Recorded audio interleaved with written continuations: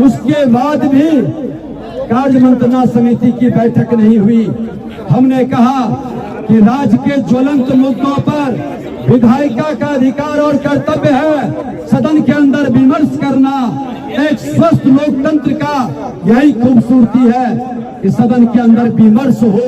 जहरीली शराब से हुई मौत पर चित्कार हो रहा है, बच्चे अनाथ हो गए, वो विधवाओं की कराह, वो विधवाओं की रुदन हमने जाकर के देखा अपने सभी माननीय विधायकों के साथ।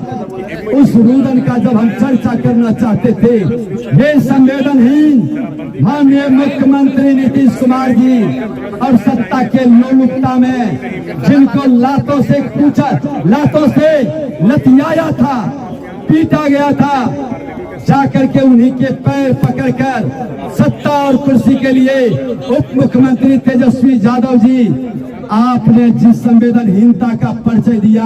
बीजेपी के विधायक विधानसभा के गेट पर धरना प्रदर्शन कर रहे हैं, उसी के बीच विजय सिन्हा का संबोधन हो रहा है। वह क्या कुछ कह रहे हैं नीतीश सरकार के ऊपर, काफ़ी मतलब कह सकते हैं कि कई आरोप लगाते हुए नीतीश सरकार को शराब माफिया से लेकर भ्रष्टाचारी और बालू माफिया तक कह रहे हैं। देखेंगे इस वीडियो में कि क्या कुछ कह रहे हैं। सत्ता और कुर्सी के लिए उप मुख्यमंत्री तेजस्वी यादव जी आपने जिस संवेदनहीनता का परिचय दिया, बिहार की जनता जवाब लेगी। सत्ता के लोलुपता में आपने अहंकारी मुख्यमंत्री नीतीश कुमार जी के साथ गलबहियां कर लिया और मुख्यमंत्री नीतीश कुमार जी आपको भारतीय जनता पार्टी चाणक्य बनकर चंद्रगुप्त बनाया था। आपको कुशासन को हटाने के लिए, जंगल राज को मिटाने के लिए, आपको सुशासन स्थापित करने के लिए बिहार में लाया था, लेकिन आपको बड़े दुशासन निकले। आपने उस चाणक्य का भी सम्मान को आपने समाप्त करने का काम किया और नकली चंद्रगुप्त बन करके उसी जंगल राज के पुरोधा के गोद में, वही भ्रष्टाचार अपराध के पोषक के गोद में जाकर के बैठ गया। मुख्यमंत्री जी, आपने जो पाप किया है ये माफी के लायक नहीं। बिहार की ये 14 करोड़ जनता जिसके घर से लहू बहाया था उस जंगल राज में, जिसके घर के अंदर से शहीद हुआ था हर समाज के लोग, अपहरण, हत्या, लूट, बलात्कार में शिकार हुआ था, उसका अपमान आपने किया है। उसके दर्द को आपने फिर से दुखाया है और आपने वैसे लोगों के साथ गलबहियां किया है जो लोग हत्या, अपहरण, लूट, बलात्कार का पोषक बन गया, ये दारू बालू के माफियाओं का संरक्षक बन गया और इन भ्रष्टाचारियों के गोद में बैठ कर करके आपने महापाप किया है। आपका इकबाल खत्म हो गया। जनता ने जनादेश भारतीय जनता पार्टी के साथ सत्ता में बैठने के लिए दिया था। 7 दल के साथ आपने जनादेश का अपमान करके चोर दरवाजा से सत्ता में बैठ गया। अरे आपको थोड़ा सा भी नैतिकता है? गांधी जी का नाम बार बार सिद्धांत का लेते हैं, थोड़ी सी भी सिद्धांत पर भरोसा है?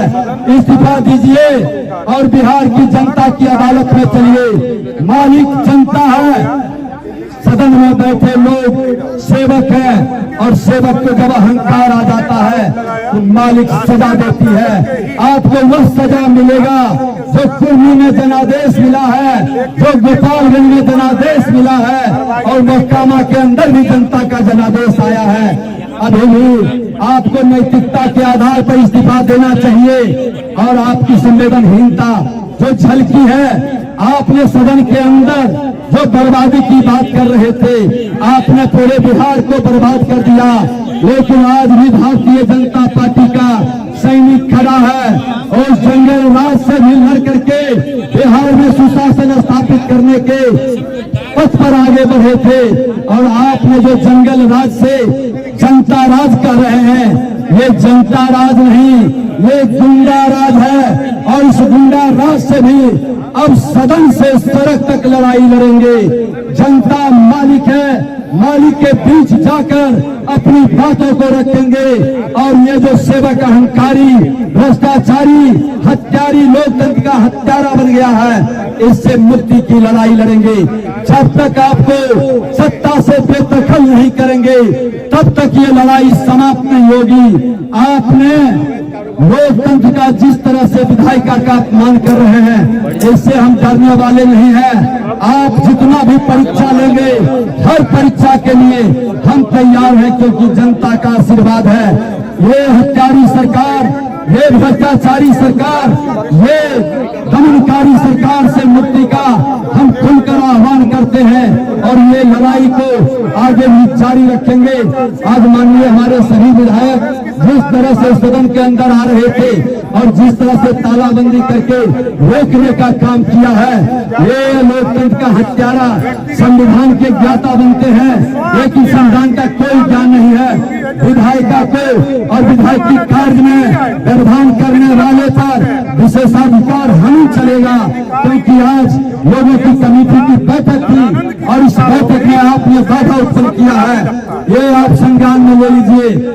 आप इस तरह से लोकतंत्र को कलंकित करने का अधिकार कतई नहीं मिला है। मैं आज सभी लोगों के प्रति आभार और धन्यवाद व्यक्त करते हुए देश के प्रधानमंत्री नरेंद्र मोदी जी ने इस लोकतंत्र के खूबसूरती को 100 वर्ष शताब्दी स्मृति स्तंभ का उद्घाटन किया था।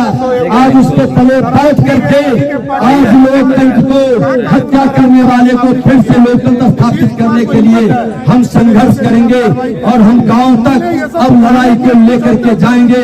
भारत माता की, भारत माता की, वंदे वंदे।